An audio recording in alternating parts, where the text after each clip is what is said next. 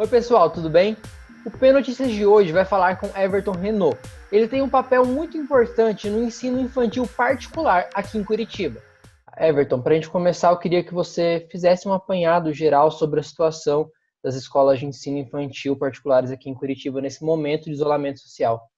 Neste momento, né, de isolamento social, as escolas de educação infantil, especialmente as escolas associadas à CPEI, estão todas seguindo as recomendações e orientações e decretos, tanto da área da saúde, quanto dos órgãos que regulamentam o nosso setor, de estar com as portas fechadas, né? Então, neste momento, nós não estamos atuando. Toda a comunidade escolar, tanto as crianças, quanto as famílias, quanto aos trabalhadores da educação. Então, neste momento, todos encontram-se também cumprindo isolamento e com várias iniciativas de estar conectado com as famílias de alguma forma, né? Ainda que distantes, apesar desta distância, estar se conectando com as famílias e com as crianças, porque a gente, como educação infantil, tem um papel importante, né, de dar esse apoio para as famílias em todos os momentos, e num momento como esse também. Queria saber o que você pode propor para os pais nesse momento em que a situação parece um pouco difícil, em que os pais parecem desacreditar das escolas infantis nesse momento. Quais métodos você acha que podem ser possíveis? É muito importante estar próximo da escola onde está o seu filho. Primeiro, porque a escolha da escola de educação infantil, normalmente ela é acompanhada de uma jornada de várias visitas e avaliações. Então, quando a família se decidiu por uma determinada escola, ela tem vários critérios que ela seguiu para estar ali, né? E esses critérios não perdem validade neste momento, né? Eles têm que ser relembrados e ter essa proximidade, porque a escola será leal com essas famílias. E mantendo a proximidade, a escola vai poder orientar essas famílias e dar suporte. Tem várias escolas que estão fazendo isso, né? Nós, na nossa escola também, estamos dando todo o suporte para as famílias, divulgando materiais online. As professoras têm gravado, têm feito produções, a gente tem feito reuniões individuais entre a professora, a escola e a família por videoconferência para falar sobre rotina, porque criança precisa de rotina e nem sempre estabelecer uma rotina na casa é simples. Então a gente dá esse suporte sobre que tipo de atividades podem ser realizadas. A Base Nacional Comum Curricular, quando ela fala sobre os direitos de aprendizagem, ela fala de vivências e experiências que precisam ser geradas no ambiente do cotidiano para que as crianças consigam desenvolver aquelas aprendizagens, aquele desenvolvimento físico, motor, cognitivo, emocional. Então, por mais essas atividades normalmente são realizadas no espaço da escola, né, mediados ali pelo professor diretamente, mas elas também podem ser realizadas no espaço da casa, orientados pelo professor, mediados pela família. E quais você acha que são as principais dificuldades nesse momento? Você comentou antes que tem visto falar muita coisa, principalmente das escolas de ensino médio, né? Mas pouca coisa de ensino infantil. O que você tem para falar sobre esse momento que está acontecendo nas escolas? A gente costuma conhecer muito pouco, né, a sociedade de uma maneira geral, sobre educação infantil, porque normalmente se atribui a um sentido muito antigo da educação infantil, que ainda é um dos seus pilares, que é o cuidado. Como se a educação infantil tivesse somente o perfil assistencialista de receber as crianças para cuidá-las durante um período de tempo enquanto seus pais trabalham.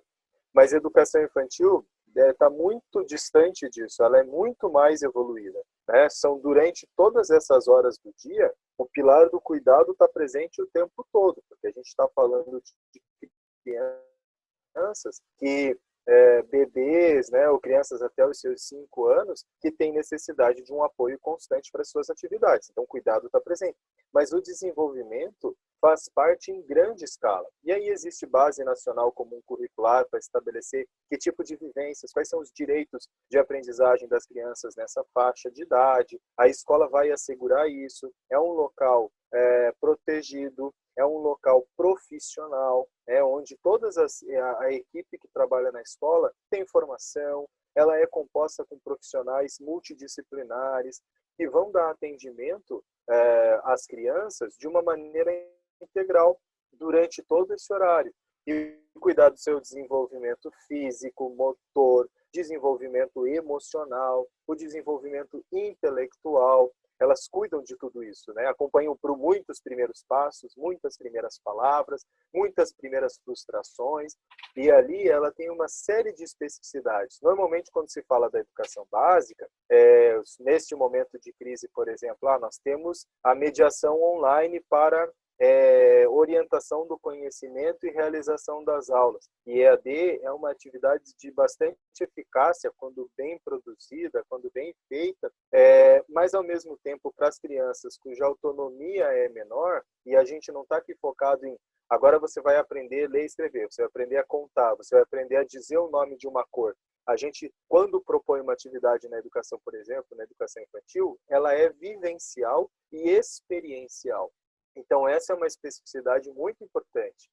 Parece que, puxa, então já que eu estou no momento de crise com meu filho dentro de casa, não estou podendo levar na escola, então a escola de educação infantil perdeu a função. E isso não é verdade. A função dela de assegurar todos os direitos da criança nessa faixa de idade, ela permanece ainda ativa, mesmo que no momento de pandemia ela tenha que se resguardar toda a sua comunidade, promovendo o isolamento social. Eu queria saber se você tem algum recado para deixar para pais, professores e alunos nesse momento difícil que a gente tem passado como sociedade. O momento é que nós sejamos uma única comunidade. A gente precisa se unir e precisa se ajudar, né? É muito importante que as famílias que não tenham perdas financeiras continuem o pagamento das suas mensalidades para as escolas particulares, por exemplo. Especialmente as escolas de educação infantil, que são pequenas e que normalmente têm uma dificuldade de manter o seu caixa se elas não receberem as suas mensalidades. Quando há uma demanda da família, por exemplo, perdeu o emprego, teve redução salarial agora nesta fase da crise, procure a sua escola e converse diretamente, francamente, com a escola, porque não é um diálogo entre o pai contra a escola contra o pai, um de cada lado da mesa. Não é. Nós dois estamos do mesmo lado. Nós dois, pai e escola, estão juntos para o desenvolvimento da criança. O que importa é o interesse, né, do que a gente vai fazer por essa criança. Quando tudo isso acabar, as escolas precisam estar de pé, né, para receber essas crianças e continuar o belíssimo trabalho que a educação infantil faz, especialmente na rede particular que a gente tem acompanhado. Então é muito importante que estejamos juntos e que nós sejamos uma comunidade só. Muito obrigado pelo seu tempo, por essa entrevista. A Rede T agradece. E esse foi o P Notícias de hoje. Nós voltamos amanhã com um novo entrevistado. Até lá. Tchau, tchau.